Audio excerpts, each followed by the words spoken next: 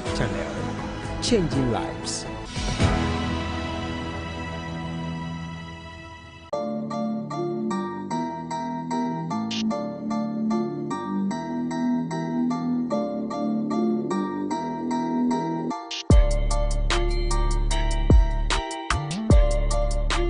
Hello, good evening, viewers of Hope Channel Ghana. It is another beautiful evening, and we're here with On-Air Music Business. We've been through this seminar for like 3 days now, and it's been very in-depth. It's been very educative. And today we are going to bring you another educative one, very in-depth. And so I would encourage you, like I always say, call that beautiful friend of yours from Wale Wale, Kwamai, Yamuase, Mampong. Which of these towns haven't I mentioned before? Obuase, and the rest, to get glued to the television set, tuned to Hope Channel Ghana. And let's go through the discussions this evening. It is going to be very interesting. It has been 3 days of good lessons. The first day we looked at online music and how we can make use of that. The second day we looked at artist branding. We learned a lot from there. And on the just yesterday, it was another beautiful one. And that is where we looked at digital media. And we concluded that lots of people, millions of people have actually converged on this platform called digital media, social media. And so if you are a musician, you have a work to do. What you got to do is to meet them there well, so you can sell what you have to them. We also concluded that whilst sending the word of God across, you also have opportunity to make some incomes for future productions. It was very interesting yesterday night. Tonight is another day. Tomorrow we are going to be looking at music videos. Are they still relevant in this course of music business? We're going to be looking at these important things. And today there is one man here to do with us 360-degree music. Seriously, I didn't know about that until I was asked to come and host this show. 360-degree music. I never knew there was some form of maths in music. And today we are going to be looking at that. I didn't understand that until I went Googling and got a snippet of information about it. I am believing that you're confused like I was. But hey, just stay cool behind your television set. By the end of the show, you're going to understand why we have something called 360-degree music. And fortunately for us, our guest is seated, very prepared. And you can tell the confidence in his eyes that he is ready to educate you and educate me. And so don't go anywhere. Don't be tempted to tune off, or don't be tempted to try looking elsewhere. Don't even blink your eyes. If you do, you're going to lose a lot. So just stay cool. I'll be introducing my guest to you, but this is someone I've known since I was a kid. And I want to believe that many of you have danced to his tunes at parties and a lot of places. It's unfortunate. For some reasons, I wouldn't want to just go there. But he's seated. He's seen it all. This is someone who I can actually call a creme de la creme of high life music here in Ghana. He's seen it in the high life industry, and he's seen it in the music industry. He's traveled elsewhere to sing and do all sorts of things. So I can tell that he's got a lot of knowledge to share with us tonight. And so, like I said, it is going to be very educative and very interesting tonight. And I am happy to introduce to you the man I never knew had a different name, Rex Owusu Mafo. That's the name. Yeah, that's the name. I never knew that. All this while I've been thinking you were from the north with the Omar. Yeah, the Omar is the stage name. Yes. Brandon, you know. Yes, the branding we spoke about. Yes, and I think that is worked perfectly for you. It's worked perfectly because when you sell your music, or maybe your music is distributed elsewhere. Yes. And they see this long name, Rex Owusu Mafo. It's so tiring to be a German will go and pronounce Rex Owusu Mafo or something like that. It is not going to help. Rex Omar. Rex Omar is, it gives it some foreign touch. Exactly. So you may not necessarily know even where this guy is coming from. Whoa. But then the name is attractive. So very. And you're looking angelic. Thank you very much. That one, your wife bought it for you, I guess. My brother designed it for me. Okay, I wish we could do some market for him. Why not? Okay, please do. What I'm wearing is designed by Kwesi Fashion. Oh, okay. That is KOB Fashion. That's my junior brother. He's been designing all my clothes. Wow, that is real good. But you know, I'm so happy to be meeting you for the first time. And you know, you have always been like this since I saw you on TV. Always been like this. No change. God is great. I think that you check your diet and everything. Yeah, I mean, the very most important thing is you don't harbor resentment. That's it. You try to love everybody, and then everything you do it in moderation. That's and when I told friends that I'm going to talk to you today, I'm saying, hey, on your tibrofo, you just used one there. It's very interesting. Also, Rex, we are going to go into 360-degree music. Before you mount the stage to tell us what is in there, quickly take us through. What is it about? Okay, thank you very much. I think we used to have artists, most cases, keep saying a record deal. There was a former music business model. Okay. Every business must have a model as to how you put in and how you get back. Yes. You know, so before the digital divide or before the technological divide, yes, record companies used to sign artists. They take you to studio, record you, and some of them have another arm that is publishing. So they sign you, and then they record, manufacture the CDs or vinyls or cassettes, produce the music video, promote you. I said, yeah, we'll be full, and I mean, and so I'm going to let you get to the podium and then start speaking. But Rex, tell us something small about yourself. I know you are currently the chairman of GAMRO. Is it Ghana Music Rights Owners Association? Ghana Music Rights Organization. Yes. Thanks for the correction. And what again? Can you tell us about yourself? Yeah. I'm an artist. I'm also an entrepreneur. Okay. People know me much as a musician. Okay. I'm a father, and I used to be the chairman of GAMRO. It's only yesterday that my time got elapsed. I handed over, but 3 days ago we went for an EGM, and they've set up an interim for 40 days. So they've made me chairman again for 40 days to make sure that we do elections. So in a nutshell, I'm also a politician. Oh, I know that. you need not say it. You need not say it. All right, so Rex. Yeah. Stage is yours for about 30 minutes, and you come back here, we'll do some chit-chats, and then we ask questions. Thank you. All right, so as he leaves for the podium, so we get into the presentation. I am going to talk about, let me briefly talk about Club 1000, Hope Club 1000. You see, let me quickly talk about an aspect of the Hope art that you have been watching on Hope TV all the time. There is the end part of it where there is this old wretched looking man is seen dipping his hand into his pocket and bringing out money for a little child to go and pay on his behalf. It is something you might have not considered, but there is some lesson there. The lesson is that this whole thing about Hope Club 1000 is not a matter of status. It doesn't have to be someone who is working and getting some money at the end of the month or whatever. It's just a matter of the heart, the feeling, how you feel about God's work. That is how you give. It is not over. The opportunity is there for you to get involved so we can all contribute to God's work.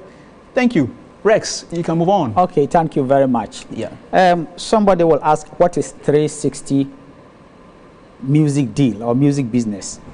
Previously, record companies or record labels used to sign artists, and when they sign you, what they do, they will take you to studio, spend money to do the recording. Sometimes they employ a technical producer. So after they produce the work, that is the audio, they will also sometimes finance your video. Yes. They use the video as a marketing tool. Okay. So they will rather use the video to promote the music, and the focus was to sell either the records or what we call the fixation. Is either vinyl, CD, or cassette. Okay. And then sometimes they also organize live shows through some agents for the artists. And they did all that as a matter of promotion so as to be able to sell the products. So when they sell the products, they will give the artist its percentage. It was in between 9% and 12% of the income that is generated from the record sales. Okay. That is the former way of doing things. Now, with the new technology and the digital divide, it became apparent that it was very important for the record companies to secure themselves and to also break even, because it's business. Yes. They realized that after I've taken the artist to studio and I've done a video and I've promoted him and I'm only selling records, the artist goes around, after me marketing him, goes around performing live shows and put money in his pocket. Okay. Sometimes get endorsement and other stuff and make money, while the record company only makes money from the record sales, and if they don't sell, Yes. they lose. Okay. Now, with technology, no one is selling CDs, even if somewhere in some other countries they are selling, but it's gone down drastically. Yes. Now, streaming and digital sales and whatever is what is happening. So, they brought this in, this 360 model in. Okay. And what the 360 model does is,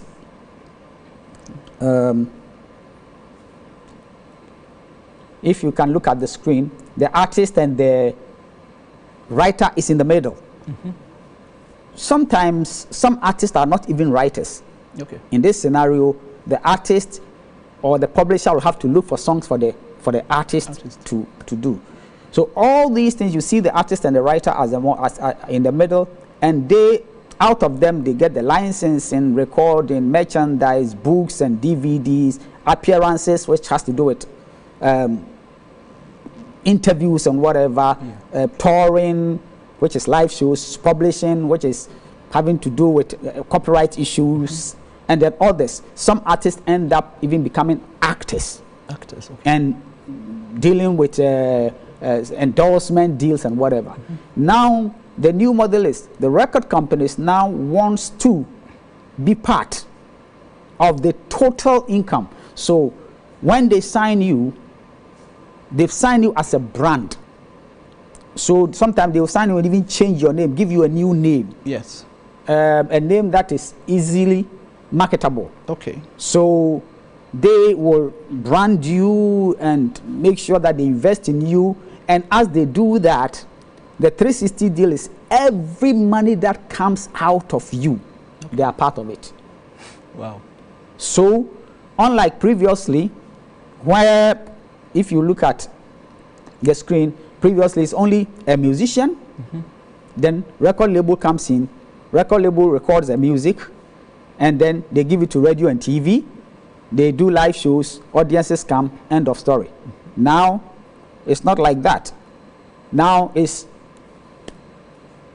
everything. Merchandise means if you're an artist, the record company will promote you. When you become big, you can produce T-shirts and like what Sarkodie did. You can come out with the clothing line, like what I'm wearing. If I decide to come out with a clothing line, my brother will design whatever it is, and I put my name on it. And as people like it, everybody will be buying. But the record company will have a share, because they will say they have marketed you, they have branded you to become that popular, that people are buying your clothes, so they will make money. Books, if you are an artist and you write a book, or whatever it is, they will get something out of it. If from your recordings too, licensing, for example, you release a work in Ghana, and another territory, say Japan, they can license your work to Japan, they can license your work around the globe, whether it's a series, it's a music video, or it's a record, or whatever it is, they'll get a percentage out of it. Publishing. Music publishing is another stuff altogether. When people use your music for advertisement and synchronization, they play your music behind films and documentaries and all that, they get shares of it. And then touring. Any live show you perform, they have a percentage of it. Yes. And then any appearances. So in a nutshell, that is the 360 record deal. Okay.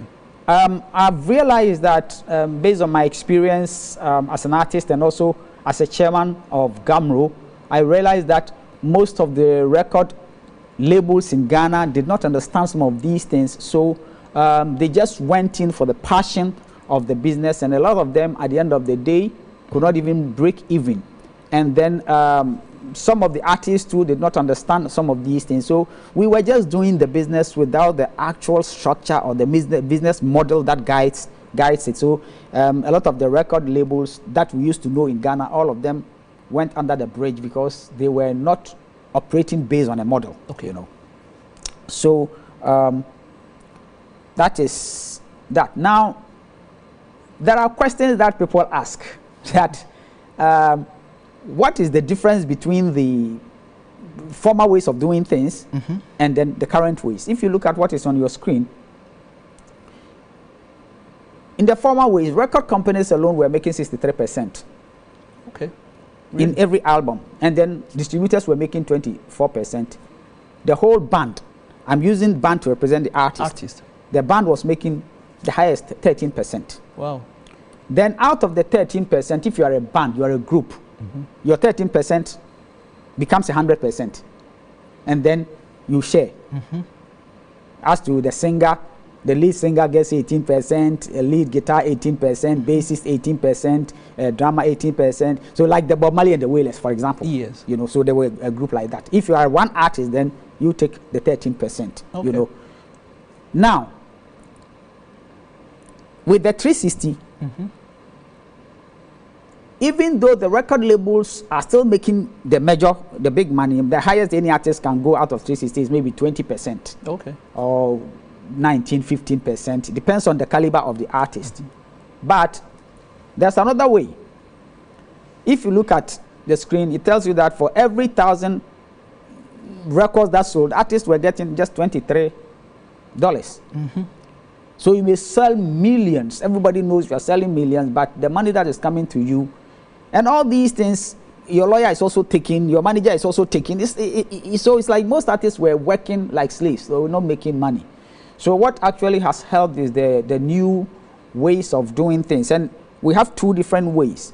For example, DIY, do it yourself. Yes. We call them independent record labels. There is an advantage and disadvantage. If you want to run your indie record label, you must first understand the business and you must have the capital. Okay. If you don't have the capital, it means that you don't have the money to do all the things that are needed to do to build a brand. Okay. So you needed to fall with a record label. But most artists that are able to do the DIY, they make a lot of money because at least you are sure that this is the new model. The new model is, if you look at the stuff on the system, the musician ends up in social media. Record label ends up in social media. TV and radio ends up in social media. Recorded music ends up in social media. The people, social media. Live shows, even the live show that you are performing, if you don't beam it through social YouTube media and whatever, you are lacking behind. Everything goes through social media. So this is the new way. So it is imperative that as an artist or a record label, if you really want to make an impact, social media is important that you deal with, especially the independent record labels. Now, if you look at the independent record labels, unlike previously, record label were making, let's say, 63%. Okay. Now, if you're an artist like myself, I release my work, I go to studio, I produce, I do everything, I release. At least I see 70% of the income coming to me as an artist. But there's a but. You need to first understand the business, and you need to have the requisite capital to invest so as to be able to come to that level. So there's no free lunch anywhere. That's true. So as up and coming artists, sometimes it's very important that you go through that 360 so as to be able to get to a certain level before, if you want to be on your own, you can be on your own. In a nutshell, that is what 360 is all about. If you are signing a 360, if you are a record label, it is necessary and imperative that you sign 360 this day and age. Okay. If you don't sign 360, you will lose your money. There is no guarantee the revenue stream for you. You cannot depend on only, say, CD sales or only maybe YouTube streams or whatever. Okay. You have to be part of everything. That is the only way you can get your return on your investment to be able to invest back. And as an artist too, a new artist, you have your talent and you need to be known. You need to make a living out of your talent. You go through 360 and you make sure that you get people to negotiate well on your behalf, so that at the end of the day, even if you are getting, say, 20%, in this scenario, you know that everything that you do, 20% comes to you. Okay. If your contract is for first 5 years, by then you are up. You can renegotiate if you want to continue with your 360, or if you want to come out to do your own thing, you would have gotten to a certain level where you can continue to do your own thing. There are questions that people frequently ask questions that I would want to bring it up to. People will ask also, signing with a record label or do it myself, which one is the best? It depends on, first, your knowledge base on the music business. Okay. It's showbiz, 70% business, 30% talent. Okay. You must understand the business aspect of the whole thing, and you must have the requisite capital. You see, music business is just like any other business. You don't enter a specific market without feasibility studies. Okay. You want to release in Ghana, fine. What type of music do you want to release? If it is a gospel music, what type of gospel music do you want to release? Who are the already players in the system? Why would the audience stop buying their music and come and follow you?